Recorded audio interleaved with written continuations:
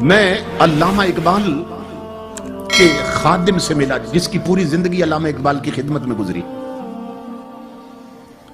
میں نے کہا کہ علامہ صاحب کی کوئی عجیب بات زندگی میں دیکھی ہو تو بتاؤ. تو مولانا کہتے ہیں کہ اس نے کہا کہ زندگی میں اقبال نے مجھ سے وعدہ لیا تھا کہ بیان نہیں کرنا.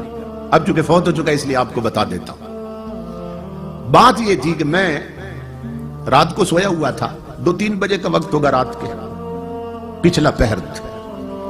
علامہ اقبال نے نہ مجھے آ کے جگایا, کہنے لگا میرے ایک خاص مہمان آئے ہیں, جاؤ ان کے لیے لسی لے کے آؤ, تازہ لسی بنوا کے لا. کہتا ہے میں آنکھیں ملتا ہوا اٹھا, میں حیران ہوا اس وقت لسی کہاں سے ملے گی اور مہمان کون آیا اس وقت. اندر کمرے میں ایک بزرگ بیٹھے تھے.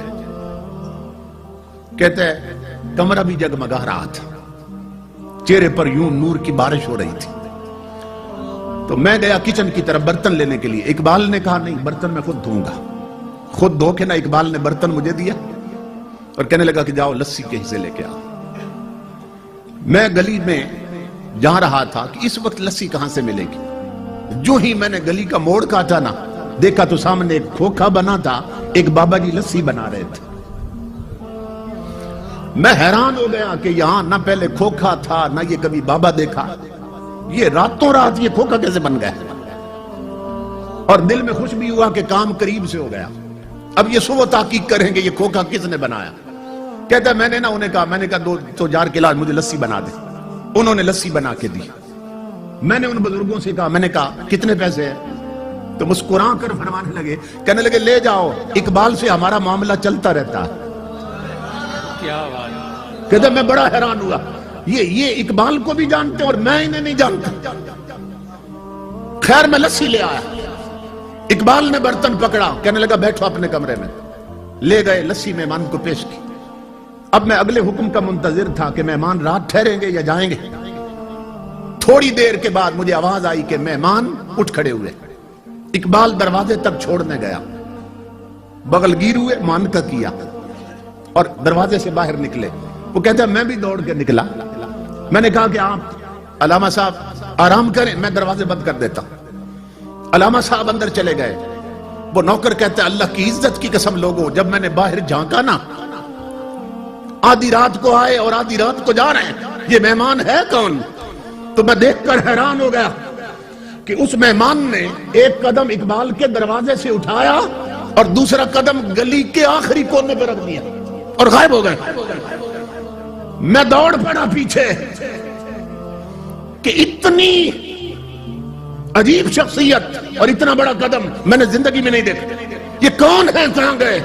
کہتا ہے جب میں گلی کے کونے پہ پہنچا تو حیرت میں اضافہ ہو گیا کہ نہ وہ کھوکھا تھا نہ وہ بابا تھا. مہمان بھی غائب, کھوکھے والا بھی غائب. وہ نوکر کہتا ہے میں پلٹ کے آیا, میں اقبال کے قدموں پہ گر گیا. میں نے کہا اقبال زندگی بھر میں نے تیری خدمت کی ہے, خدا کا واسطہ ہے مجھے بتا یہ آنے والے کون تھے اور وہ کھوکھے والا کون تھا. میں جب بہت رویا تو اقبال نے کہا ایک شرط پہ بتا دیتا ہوں کہ میری زندگی میں راز فاش نہیں کرو گے. میں نے کہا میں قسم کھاتا ہوں.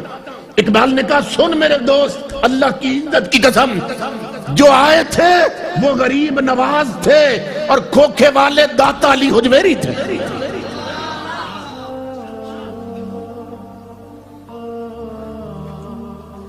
فنا کیسی بقا کیسی جب اس کے آنچ نہ ٹھہرے.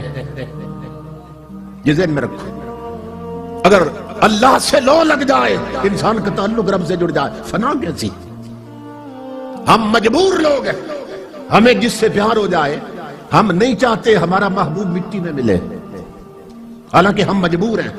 مگر محبت کا تقاضا یہ ہے کہ محبوب مٹی میں نہ ملے, محب کبھی نہیں چاہتا. تو ہم مجبور ہو کے نہیں چاہتے کہ یار مٹی میں ملے, وہ قادر ہو کے اپنے پیاروں کو مٹی میں ملنے دیتا ہے. فنا کیسی بقا کیسی جب اس کے آنچ نہ ٹھہرے. کبھی اس گھر میں آ نکلے کبھی اس گھر میں جا ٹھہرے. امام الانبیاء کے غلاموں, زندگی جب ایک جیسی نہیں ہوتی تو قبر کے احوال بھی ایک جیسے نہیں ہوتے.